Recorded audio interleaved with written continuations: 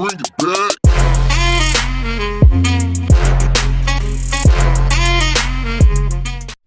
Страбизмот или кривење на очите е состојба која е често застапена кај луѓето од најмала возраст и во текот на целиот живот останува трајна доколку не се лекува навреме. Раната интервенција и превенција е особено значајна за навремено лекување и санирање на последиците. Како може да го воочиме и како да реагираме навреме е тема на нашата денешна дискусија во емисијата На наша тема. Гостинка ни е дефектологот магистер за слепи и слабовидни, поточно ортоптичар, плеоптичар Силвана Моризовски. Добре ни дојдевте. Благодарам. Еве на самиот почеток да кажеме што е тоа страбизам и која е разликата помеѓу страбизмот и амблиопијата. Така, значи, за да го дефинираме страбизмот, кој што нели состојба, како што кажавте, кој што се јавува кај децата и кај возрастните пропратно низ целиот живот, значи мораме претходно да укажеме некои во кои рамки се движи самото оштетување на вид, затоа што страбизмот всушност представува еден вид на последица на оштетување на видот кој што се јавува нели кај луѓето. Значи вака, покрај сите патологии на окото кои што се јавуваат, имаме широк диапазон. Меѓу нив се сврстува и самиот страбизам и амблиопијата кој што процентуално се среќава до кај 8% генерално во целата популација. И затоа што бројката на некој начин е алармантна, значи мора да се подигне реално свеста во смисла на тоа како да се воочи, како да се превенира и што може нели да се изврши во поглед на лекувањето. Оштетувањето на видот, како што кажав, е широка појава и може да се гледа од повеќе аспекти. Дали станува збор за рефракциони грешки, дали станува збор за катаракти, кои што може да бидат нели вродени или стекнати, дали е во прашање глаукомот или пак глауком или хипертензија, тоест големен очен притисок. Сите тие може да доведат како консеквентно до последица на појава на страбизам. Зошто? Затоа што страбизмот представува нарушување на функцијата на очните јаболка во смисла да генерално не самото очно јаболко, туку мускулите кои што ги држат двете наши очи. Значи, нашите булбуси се држат по 6 поединечни мускули. 6 мускули го држат едното око, другите 6 мускули го држат другото око. Значи, доколку има дисфункција во тој околомоторен систем, настанува изместување на окото од неговата очна оска. Практично, значи, секое нормално око без патологија би требало да биде поставено паралелно едно на другото, за да дава правилна слика и тоест да се добие 100% вид. Меѓутоа, доколку имаме отстапка на окото од таа негова замислена оска, тогаш станува збор за кривење. И сега што е интересно, значи кривењето може да биде предизвикано од повеќе фактори, како што кажав, консеквентно на одредени други заболувања на окото. Меѓутоа мора да споменеме, значи што се однесува до анатомијата на окото, нели? За да тоа даде 100% вид, мора да биде во позиција на својата нормална оска. При тоа, тука имаме нели проекција, восприемање на светлосните зраци кои што треба директно да паднат на точката за јасен вид за да се оствари 100% вид. Таа точка се вика фовеа, се наоѓа во макулата или народски позната како жолта точка, која што има свој диаметар од 5 мм. Доколку зракот кој што се восприема нели од предниот сегмент на окото се прекршува точно во точката за јасен вид, тоест фовеата, ќе добиеме 100% вид.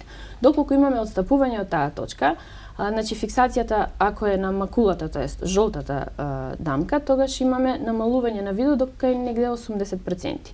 И тоа се нарекува парамакуларна фиксација. А доколку имаме паѓање на зракот ексцентрично надвор од макулата, тоест на периферниот дел од ретината, што е последен слој на очната обвивка, тогаш добиваме ексцентрична фиксација и во тој случај ние всушност имаме многу слаб вид.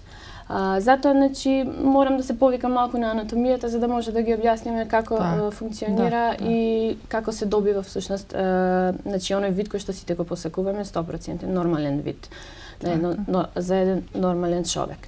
Меѓутоа, значи доколку окото одстапува од прецизноста на својата поставеност, тогаш добиваме нарушување на видот. И нели имаме лош вид кој што ќе мора да биде коригиран. И застапен е нормално и кај мали дечиња и во текот на животот и може да се јави во секој период од животот, зависно од тоа кој е причинителот. Али зборуваме дека главен фактор е околу моторниот систем, значи самите очни мускули кои што го држат нашето очно јаболко, тоест булбусот по нормалата. Ајде да кажеме колку видови, какви видови на страбизам постојат? Така, значи постојат повеќе видови на страбизми, некои се оние кои што може да се воочат веднаш или оние кои што треба нели да се испитаат по пат на очен преглед кој што ќе се изврши кај офталмолог. Постојат и нели субспецијалисти кои што се строго усмерени само кон правецот на страбологијата, значи офталмолози, страболози, и нормално постојат и дефектолози, ортоптичари кои што се занимаваат повеќе кон рехабилитационен дел, тоест третирањето на проблемот за да се искорени. Така, значи постојат нормалната поставеност како што кажав, значи на очите се нарекува ортофорија. Тоа е нешто кое што го посакуваме сите да го имаме. Друга подгрупа е имаме хиперфорија и хипертропија. Хиперфорија е една скриена латентна варијанта која што не е видлива, туку може да се испита само по пат на соодветен или преглед извршен кај стручно лице.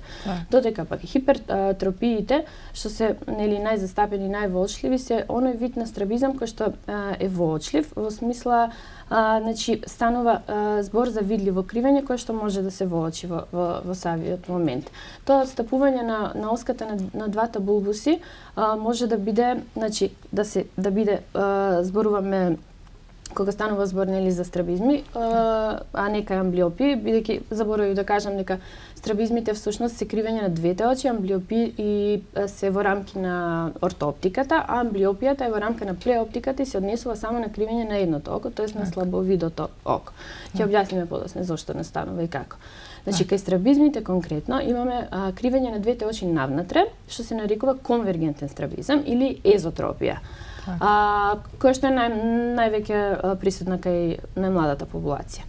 Потоа имаме дивергентен страбизам, кој што се однесува на кривење на очите на нанадвор. И тој се вика екзотропија.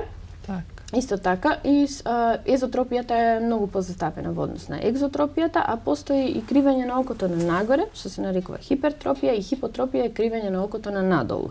Може, значи, генерално предводливо е едното око, кое што видливо е по-криво, меѓутоа во секој случај тоа не е така. Со преглед секогаш ќе се утврди дека има отстапување на очите од оската и на двете, со тоа што едното е перприма се нарекува или она водечко кое што има поголемо кривење, што значи дека има и поголемо нарушување на отстапување, аголна девијација и со тоа веројатно и поголема патологија и послаб вид. Она што е интересно за страбизмот е и генерално за остварување на видот, нели, е соработката на двете очи, која што се нарекува бинокуларност и тоа се прави по пат на проверка на фузија. Значи, фузија е визуелен параметар кој што ограничува и укажува на тоа доколкава мера очите меѓусебно соработуваат.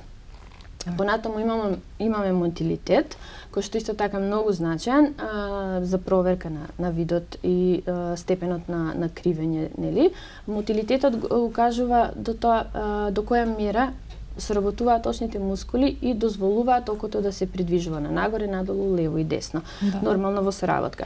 И највисок степен на бинокуларност или соработка на двете очи е стереоскопскиот вид, кој што всушност укажува на она 3D, создавање на тродимензионална слика во нашиот визуелен кортекс по помош на тоа кога двете очи восприемаат една иста слика, имаат извонредна соработка и праќаат една иста слика и затоа се проицира нели како тродимензионална. Тоа е еден начин и на проверка на видот со тоа дали на пример детето може да ја види тродимензионалната слика за да ни биде показател дали тоа гледа или не гледа добро и дали неговите очи соработуваат. Така.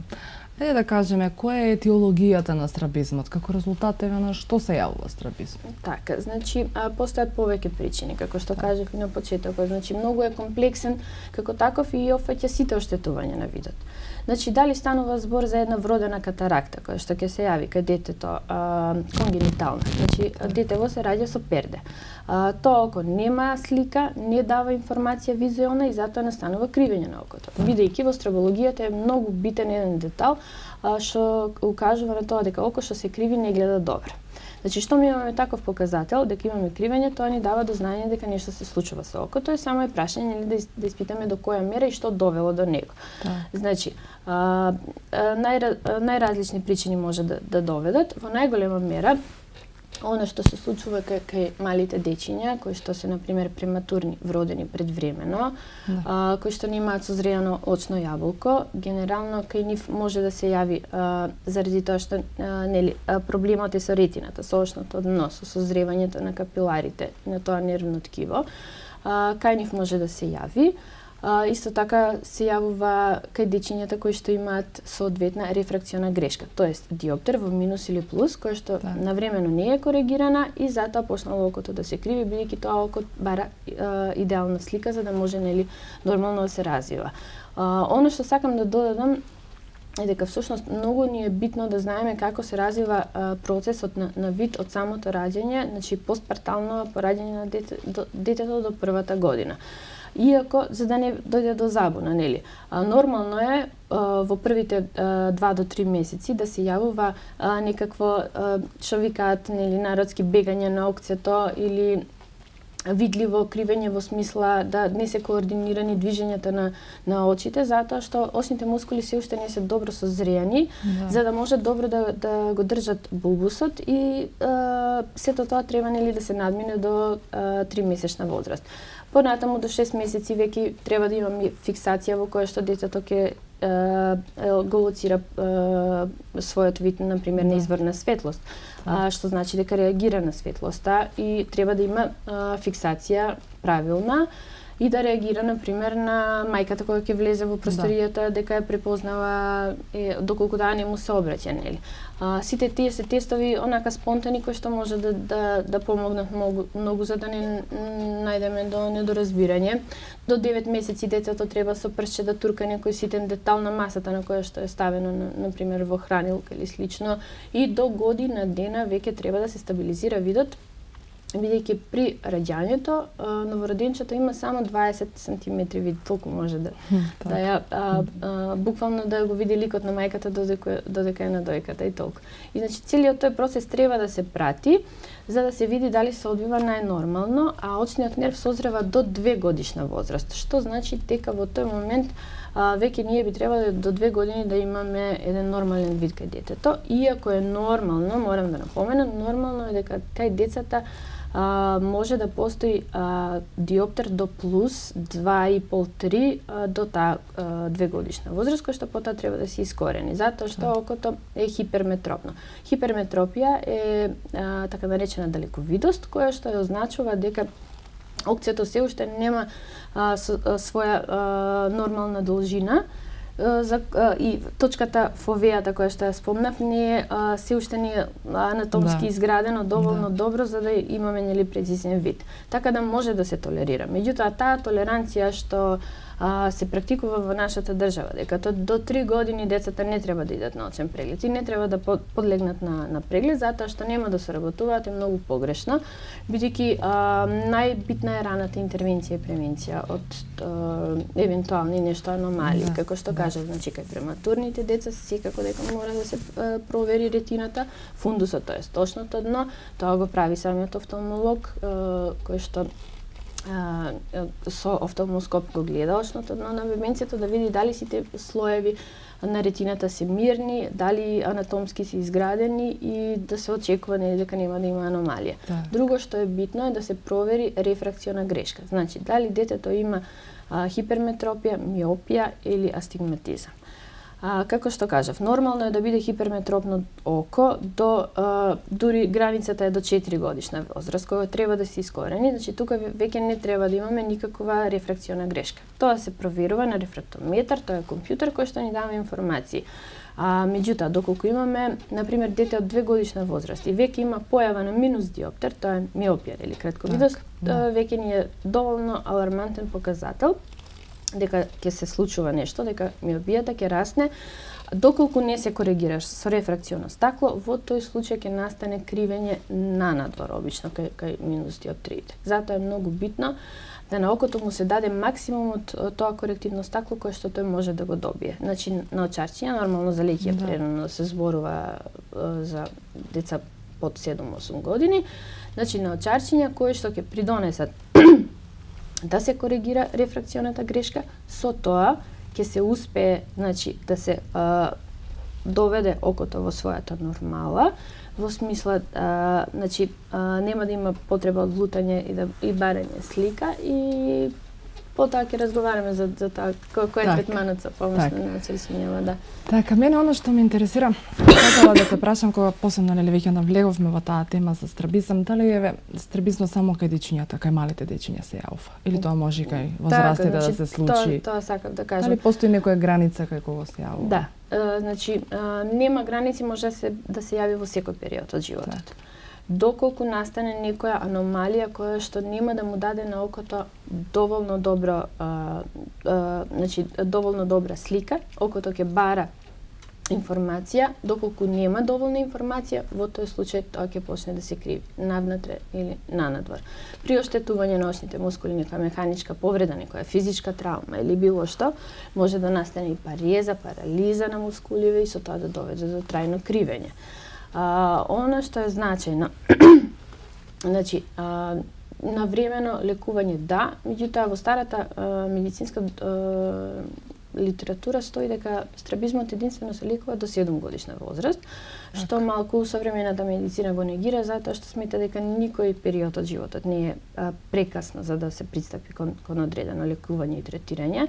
Значи, секако дека нормално пластичноста на мозокот и самиот околомоторен систем е друг кај малите деца, нели поеластичен и се, меѓутоа никогаш не е касно да се започне со третирање. Затоа што доколку се игнорира проблемот, само може да проградира и кривењето да се зголеми, значи да настане уште поголем аголна девијација, тоест аголна кривење. Со тоа ќе отстапуваме од она прецизна точка на створање на јасниот вид и со тоа видот се повеќе и повеќе ќе се намалува. Еве да кажеме како страбизмот може да се навести, како наставникот или родителот може да ги препознаат симптомите, за да нели се со цел навреме се реагира, за да може нели да се превенира на некој начин. Како што кажав, не треба да се чека многу и да се очекува некоја возраст на детето за да пристапи кон прв свој очен преглед. Многу е фино тоа што во последно време постојат такви некои видови на кампањи во кои што се оди по градинки па се прави проверка на видот кај сите дечиња, нели? Со цел да, доколку се увиди некој показател, тој се проследи, нели се даде на родителот и потоа се проследи кон очен доктор. Затоа што, како што кажав, доколку го игнорираме проблемот, само може да проградира. Не би требало да чекаат родителите детето веќе да биде во онаа возраст за да тргне во школа, па за да тогаш го одведат првпат на лекар или па да учителот биде тој што прв ќе каже видете се сомневаме во нешто дека некој проблем постои тука. Педијатрите секогаш за нив доколку навестат нешто секогаш ги упатат, нели? Меѓутоа битно е да се спомне дека постои така наречен лажен страбизам, значи псевдострабизам кој што може да се навести во смисла на градбата на лицето на детенцето, доколку има блиско поставени очиња, значи епиканточе со широка база на носот, кога погледа на страна делува дека окцето се криви навнатре.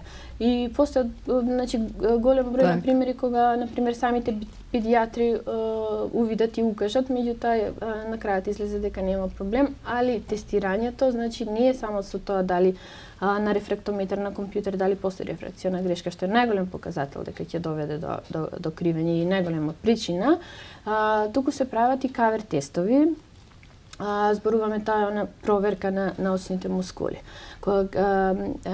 Има една интересна соработка меѓу нашите две очи.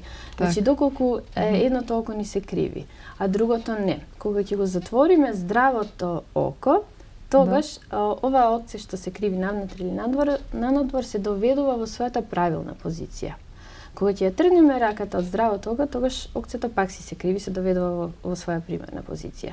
И на тој таков еден банален вид на тест со прецизно гледање во нешто остро од страна на детево, значи се воочува дали постои тој помак, тоа придвижување, кој што ни укажува дека постои кривење. Потоа со призма, хоризонтална и вертикална, зависно какво е кривењето, се мери точно баш прецизно кој е аголот на кривење и на колку степени се доведува во своја нормала, во однос на што потоа се одредува нели каков ќе биде диоптерот и дали ќе има призми за коригирање на кривењето и се. Меѓутоа многу интересни тестови, например, исто така синематофор е еден апарат кој што фузијата нели таа бинокуларна соработка мери, се увидува на кој степен ќе се раздвојат очињата, доколку гледаат точно прецизно во една точка, што е можно по долго, тоа значи дека соработуваат многу подобро. Доколку се раздели сликата, се формираат, значи двете очи дадат едното една слика, другото друга слика, тоа може да биде еден друг вид на состојба што се вика инсуфициенција на конвергенција. Значи нарушена конвергенција и што се лекува само, тоа е состојба, веќе не е страбизам, не е дијагноза, се лекува само со некои вежбички за усогласување на движењето на мускулите на двете очи и фактички идејата е да се добие една иста слика што е можно подолго да обстане, да не се раздвојуваат. Во смисла да не дава едното око една слика, другото око друга слика, бидејќи тоа е најголемиот проблем кај страбизмот. Значи, ако имаме отстапување на оската, имаме аголно кривење, едното око дава една информација, другото око дава друга информација. Мозокот се буни, тој ќе ја сака, например, информацијата само од едното око, од другото нема да ја сака. Ќе настане ситуација на супремација. Тука веќе настанува амблиопија. Зошто? Значи, кога едното око, кога едното око има 100% вид, да речеме дека тоа има добар вид. Другото око ни дава 30% вид. Значи, ова е во областа на преоптичкиот дел. Кога ќе се помеша сликата од двете очи, затоа што принципот на испраќање на сликата во визуелниот кортекс е преку назалната десна наша ретина со назалната лева испраќаа слика. Темпоралната десна со темпорална лева испраќаа слика во визуелниот кортекс. Меѓутоа, ако ова едно око што, како што кажав, има 100% вид, и бара исто таква визуелна информација од ова око што има 30% вид, тие заедно ќе испратат 80% вид. И мозокот на тоа ќе каже: не, мене не ми се допаѓа ова 80% информација, јас сакам да ја земам само информацијата од 100% од едното око. Затоа ќе го отпишам ова, ќе го супримирам, другото да кажеме, во овој случај лево око, и со тоа веќе нема никаква поврзаност со мозокот и окото. Тоа око неминовно ќе започне да се криви и нема да има никаква функција. Затоа поентата е да се превенира што како и после понатаму ќе кажеме околу лечењето. Така. Ајде да кажеме како се дијагностицира. Како што значи на тие се тие начини кои што може нели да го дијагностицираме страбизмот. Битно е да се пристапи кон уреден преглед кај офталмолог, тоа е најважното, така. Да. Сега лекарот по рутина битно е да нели примерно да земе визус на секој пациент. Да кажеме кои видови на лечење, нели? Така, да. Имаме визус карта, нели? На визусот ќе видиме, се затвора едното око, се затвора другото око и најизменично се гледа колку е видот на едното око, колку е видот на другото око. Зошто? Затоа што ако имаме појава на послаб вид кај едното око, бинокуларно ние може нели да ја дадеме така како што кажа 100% информација, тоа нема да биде валидно. Затоа секогаш се проверува видот на едното око, се проверува видот на другото око. Се прави кавер тест, се проверува фузијата, значи соработката на двете очи, бинокуларноста.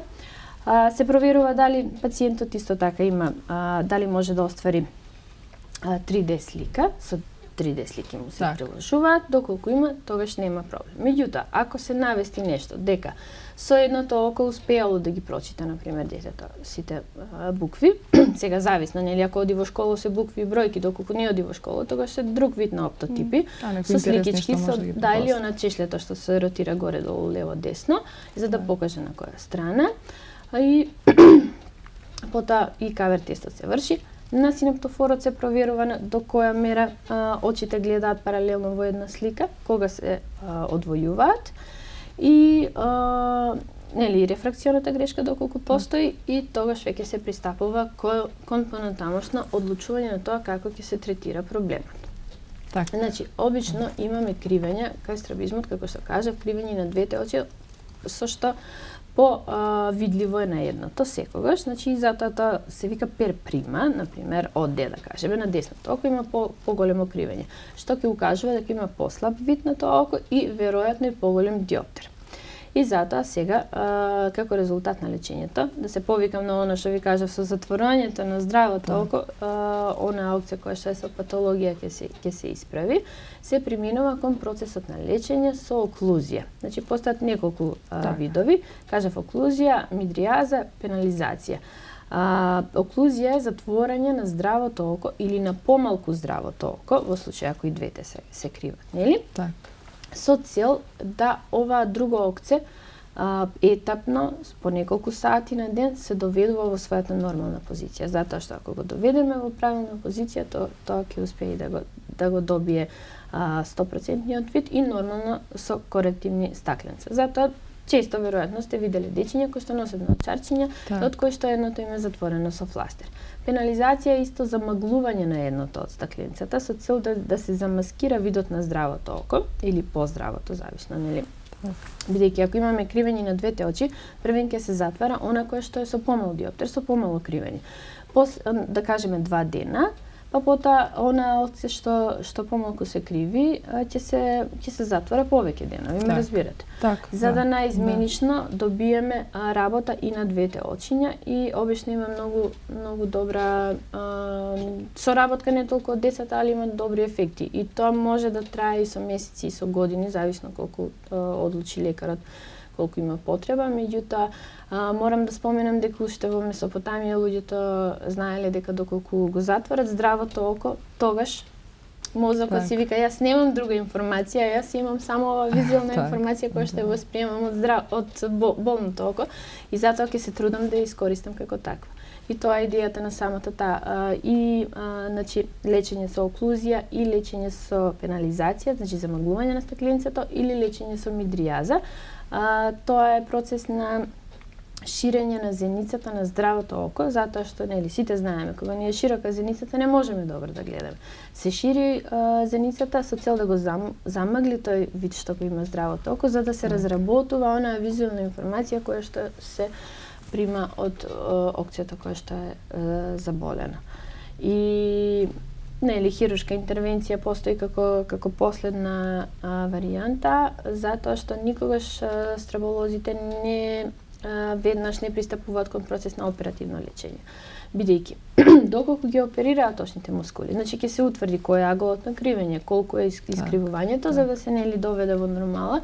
Меѓутоа, ако нема разработени визуелни патишта, значи доколку не се восприема како треба визуелната дразба, не се испраќа како треба преку очниот нерв до визуелниот кортекс и да го исправиме окуломоторниот систем, значи мускулите, тие пак со тек на време, бидејќи тоа око е слабовидо, тоа пак ќе се искриви. Значи операцијата била за џабе. Затоа се остава за крај, со цел да првен се навежба тоа окце, за да се разработат очните патишта и со тоа да тоа само по себе ќе доведува својата граница на колку што може да биде нормално во својата оска и накнадно ако остане некој агол на кривење се докоригира хируршки.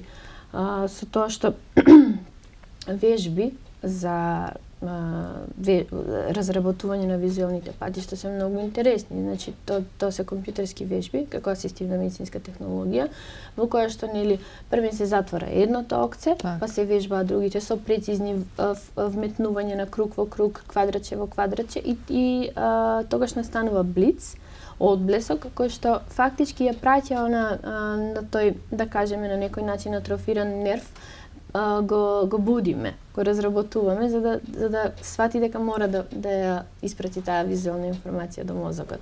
Доколку нема биолошки оштетувања, значи доколку е во ред се со градбата и со анатомијата на окото. Доколку има проблеми биолошки ОБ, значи ако имаме многу мал остаток од ретина или атрофија на очниот нерв, тогаш веќе не може да се очекува некој голем прогрес во лекувањето, меѓутоа никогаш не смее да се остави. Нели рече лекувањето може да биде конзервативно или со операција.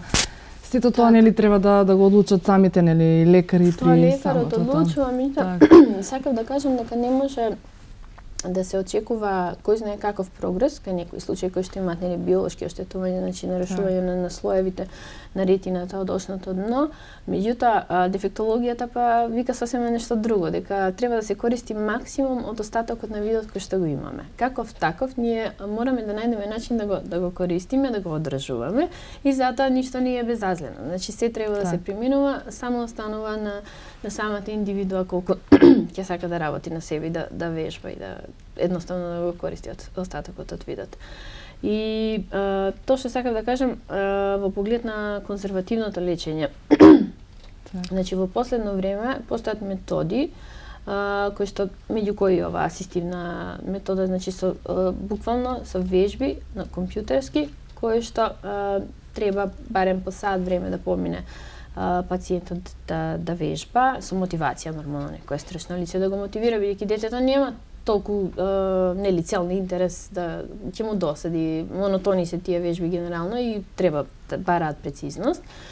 И тоа е еден вид, а друг вид е во страволошки кабинет со страволошка призма, која што праќа сигналот како да функционира нели окото правилно. Таму само дава правец како окото треба, во која позиција треба да се најде. И тие вежби треба да траат по 20 минути дневно и секако дека имаат резултати. Само треба упорност, го кажав и синептофорот на кој што претходно може да се диагностицира, а накнадно всушност и се третира, се лекува. И поентата е дека кај нас многу не се замараат, затоа што кај нас се доволно свесни за сите тие вежби, дека што почесто нели поредовно ги применуваат, ќе дојде до поуспешен резултат. Како што кажавте, се со цел за да се избегне нели таа хируршка интервенција. Како што велите нели вие дефектолозите, колку може нели да се користи видот максимално за да може да се колку може да се испревенира да се. Се јавува малце така револт. Не револт, али самите родители онака не се во позиција, сите сакат нешто се случи во момент. И да има нели ефекти во самиот момент, што не може да се очекува. Значи некои работи може да се случат во момент, некои не може, треба малку повеќе макотрпно вежбање или со процесот на пенализација на окото, тоест оклузија, детето треба да црта дома со црвен маркер за да го разработува окото, ме разбирате? Значи цел тим треба да работи. И докторот, и дефектологот, и родителите, и учителите, меѓутоа многу е битно кога се знае дека има дека ќе се очекува некој прогрес последователно и по 2 и по 3 и по неколку години. Меѓутоа мора да се работи. Сега во последно време, како што сакав да кажам, бидејќи имаме нели повеќе школи медицински во поглед на сегментот на офталмологијата. Руската школа, например, пропагира вежби многу повеќе со конзервативен метод, значи со магнет, со нискофреквентна струја апарати кои што се со инфраред зраци и кои што обучениот терапевт ги работи. Значи тука има извонредни ефекти кај многу пациенти. Значи зборуваме за третмани кои што исто така траат по 10 дена, значи 5 и 5 работни, и се прави пауза по 3 месеци, затоа што да не биде премногу инвазивно, нели? Да. Со магнет кој што на пример дава подобрување на циркулацијата на осното дно. Инфраред зраците даваат точно на сите 12 нерви кои се околу окото, даваат правилна информација како треба да функционира окото и си коригираат таму каде што е проблемот. Значи има многу прогрес, што не е многу комерцијално кај нас во Македонија, не се случува многу. Нема пракса, меѓутоа јас лично имам работено со такви апарати и можам да кажам дека има извонредни ефекти. Така да сите оние што се софистицирани варијанти од надвор треба да се примаат и да се практикуваат. Ние сме таква средина во која што сите сме нели скептични, па каде, па зошто, па доколку и нели едноставно немаме трпение, сакаме веднаш нели ситуацијата да се среди колку може. Случаи кај што едното око е добро со видот, другото око е со извонредно лош вид, да кажеме 10%, и сега на пример родителот ќе каже па што со ова другото око гледа како што ќе му ова. А што ќе се случи ако не дај Боже нешто му се случи на здравото око. Значи сето она кој што го имаме, кој што можеме да го одржиме или да го подобриме, треба да во таа насока да се размислува, бидејќи очите се еден феномен и самиот тој процес на создавање на видот е еден феномен што уште нема соодветни објаснувања како и што настанало и како функционира и како се ствара видот. И битно е да се каже дека на пример 90% од сите спознаени процеси на човекот откако ќе се роди па понатаму се базираат на процесот на гледање, не толку на другите сетила. Нели човекот е сетилно битие, меѓутоа примат во целата приказна се очите и видот. Затоа што учиме, се што правиме преку видот. Со должен респект и за другите сетила, меѓутоа науката најголем акцент го сконцентрира на процесот на гледање и на видот, така да дефинитивно нешто кое што ги засега најмалата популација треба да се има многу повеќе нели и трпение со децава, да се работи и затоа што има многу случаи на исцелување, на надминување на проблемот на кривење, добивање на 100% вид и потребата од наочари исто така се понатаму во животот нема да има потреба да носат и наочарчиња. Што се случува кога сите тие методи кои што ги кажавме, нели, кои што даваат успех, кај некаде помалку, некаде повеќе, што ќе се случува кога е потребна веќе хируршка интервенција? Дали таа е успешна? Со каков процент е успехот? Така. Како одеве тој начин, тој пристап? Да, апсолутно. Значи, како што кажав, кога ќе се заврши со самите вежби и со самите третмани, самиот офталмолог, стоматолог се одлучува дали сега детето треба да пристапи кон процесот на хируршка интервенција. Претходно, значи, има исследувања предоперативни, мерење на аголот на девијација, колку од кривењето останало, колку треба, значи, да се коригира мускулот и се пристапува и има извонредни ефекти. Доколку, како што кажав, не се пристапи веднаш кон хируршка интервенција, затоа што ако окото нема разработени визуелни патишта и веднаш се оперира, тоа пак ќе се искриви. И затоа е битно првин да се работи, да се вежба, што кажав, со овој начин на затворање на окцињата. Сето тоа, значи, иде по шема. И самиот офталмолог знае. Ова око дава толку вид, ова око дава толку вид, без корекција, со корекција. Има толку агол на кривење, другото има толку агол на кривење. Ова ќе го затвораме 2 дена, ова ќе го затвораме 1 ден и се одлучува дали по 2 сати, по 3, дали кај некои по екстремни случаи по цел ден треба да биде затворено. И на крај, нели, кога ќе се добие тој максимум, тогаш веќе одиме кон процесот на хируршка интервенција и генерално има, нели, зависно каде се работи, како се работи, тоа веќе не е мој домен да коментирам. Така. Освен кај децата, дали хируршката интервенција може да помогне во некој процент кај повозрастните, долку се открие по возрастни години? Да, како што кажав, значи тие страбизмот е многу интересен.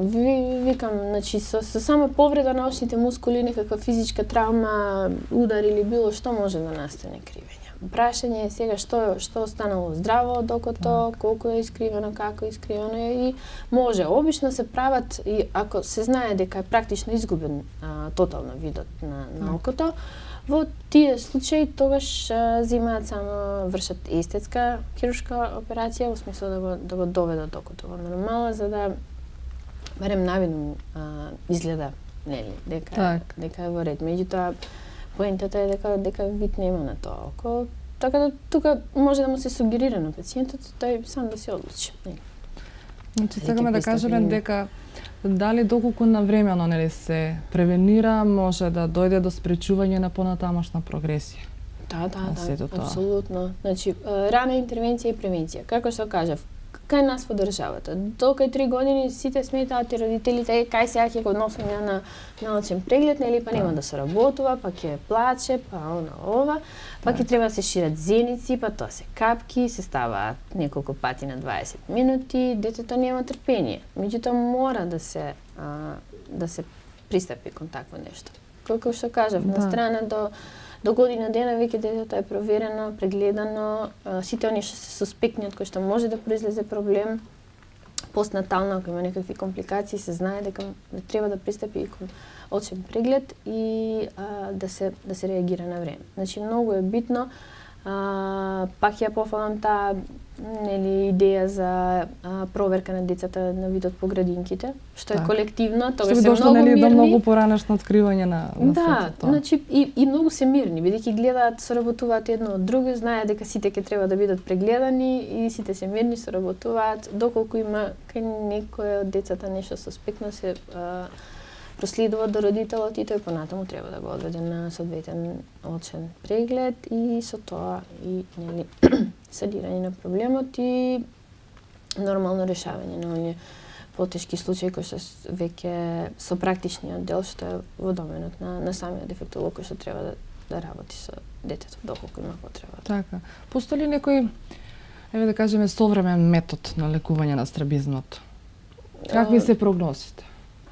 Сега, некако медицината и сама по себе оди во тој праве да се треба нели хируршки да се реши и да се санира, што лично сметам дека тие што се вазоретиналните операции што го засегаат точното дно на посериозните оштетувања, да, меѓутоа кај страбизмите генерално не. Значи кај страбизмите многу по акцент се дава на конзервативен начин на лечење и како што кажав со самите тие апарати магнет, со лазер, зависно и тоа е во домен на офталмологот, нели одлучува кога што смее да се примени, дали е контраиндициран, дали не е. Значи многу е покомплексно, вака може општо да зборуваме, меѓутоа самите осни лекари може да си утврдат на кој третман може да пристапи самиот пациент за да има соодветни ефекти и да нема нуспојав.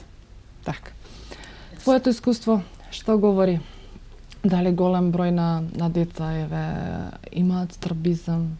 Дали на ниво на Куманово, на ниво на град зборуваме, дали доста застапено, дали самите родители се доволно совесни, дали ги донесуваат дечињата на време, се тоа да се искорени? И на статистика да направиме, дали како се тоа користи примерно? Како што кажав, кај 8% од децата е застапено, што не е баш за потценување,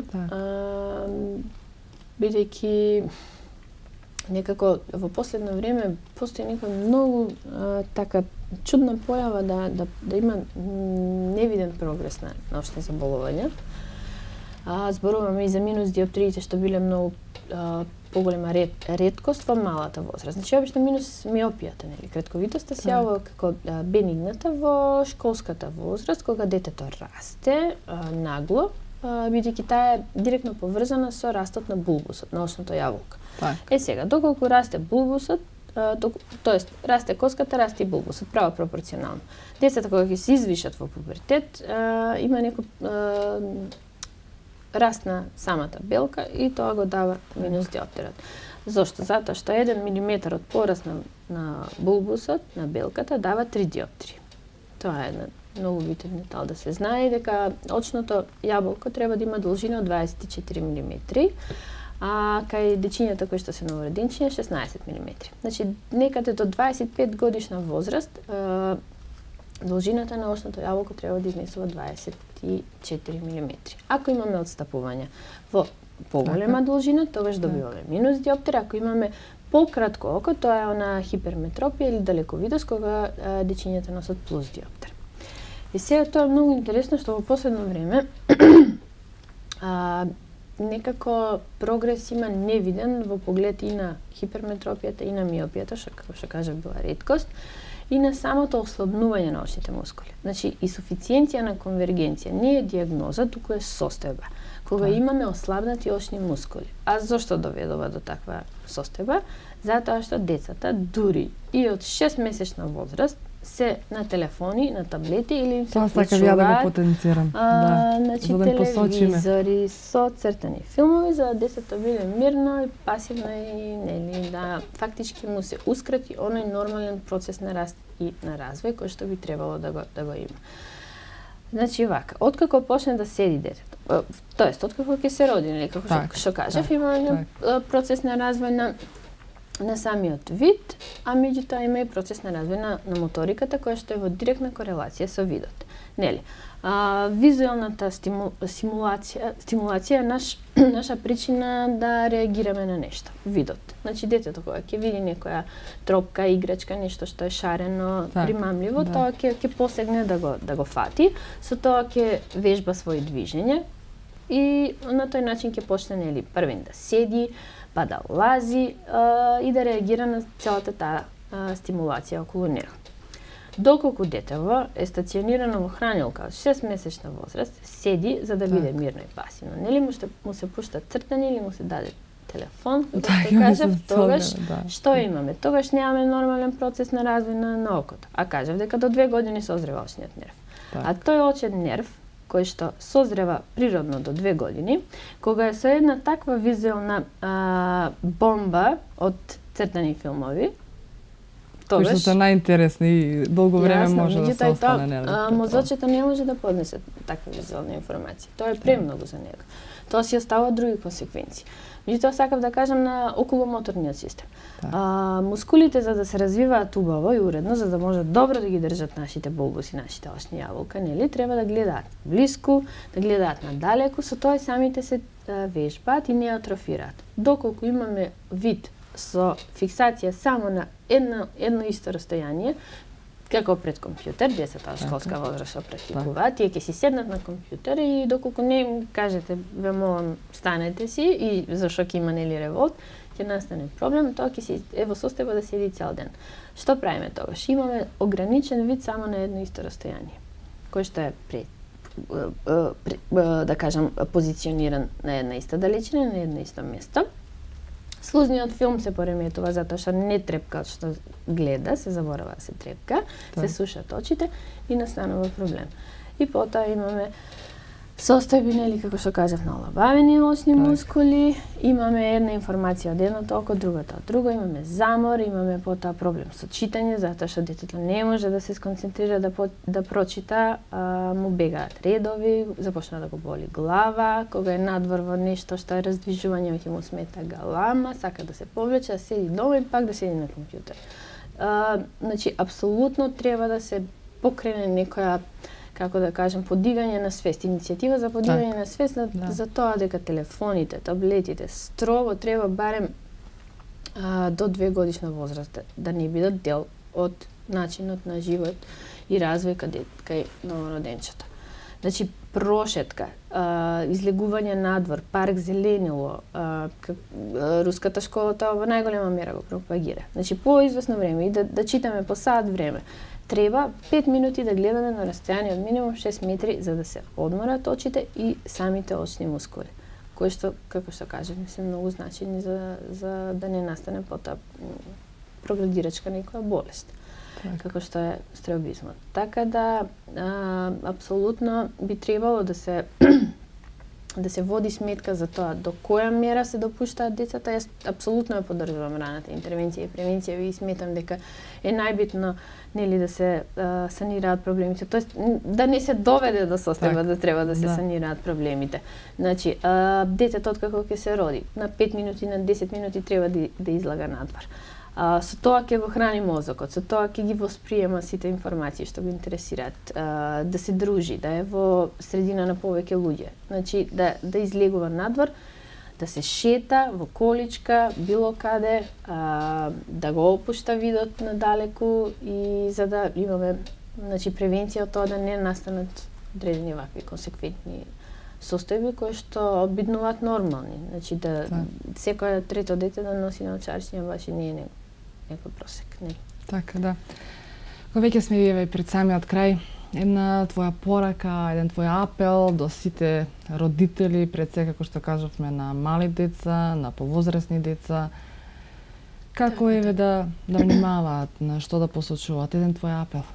Така, значи не сакам многу да коментирам околу значењето на видот, да не би фаворизирам. Еден апел да ги посочиме, да им дадеме некоја порака совет. Али како што кажав, значи во 90% од когнитивните спознани процеси за човекот откако се роди во контекот на животот се базираат на процесот на гледање и на создавање на вид.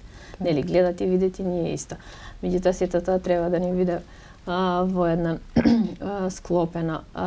Апсолутно треба да се води сметка за растот и развојот, уреден раст и развој на дечињава, за било каков мал симптом кој што ќе се воопчи дека и дава показател да пристапат кон преглед, затоа што многу подобро да се вратиме од преглед, нели, како онака среќни дека немало никаков проблем, одошто да ги игнорираме знаците и симптомите, а потоа на крај да искочи дека некој во суштина, во позадина чучи некој голем проблем, за кој што после ќе треба многу поголемо време за решавање. Така да дефинитивно родителите треба да ги негуваат, да ги сакаат, да се дружат со нивните дечиња и едноставно сите патологии кои што настануваат се консеквентни и едно последично водат една кон друга. Така да и се звучи досадно пошто веќе сите зборуваат за тоа дека не треба да се даваат телефони, ама во суштина стварно не треба да се даваат телефони. Нити пак спиење со уклучен телевизор или лаптоп, затоа што нашиот мозок е буден цело време. Свесни ние биле за тоа или не, нели, додека спиеме, мислиме дека и тој не е, меѓутоа ги прима сите информации и визуелни дразби, што не е пожелно и неопходно е. Му треба одмор, му треба пасивност и за да може наредниот ден да се функционира. Значи на секој детал треба да се обрне внимание. Поготово сега, бидејќи не е воопшто тема на дискусија, али консеквентно се јавуваат многу други проблеми кои што во последно време се со огромен прогрес. Така. Ти благодарам, Силвана, на твоето гостување. Сигурна сум и верувам дека бевме доста исцрпни и се надам дека нашите гледачи се задоволни од сето ова што го слушнаа и барем половина, нели, од тоа што велиме да го применат, успехот ќе биде многу голем. Се надевам дека се трудев да го малку да биде доволно добро за да може да биде сватено од нели публиката, али тоа е што е. Така. Ти благодарам. Почитувани гледачи, во емисијата на наша тема зборувавме за страбизмот или кривење на очите. Наша гостика ни беше дефектологот, магистер за слепи слабовидни, поточно ортоптичар, плеоптичар Силвана Боризовски. Bring it back.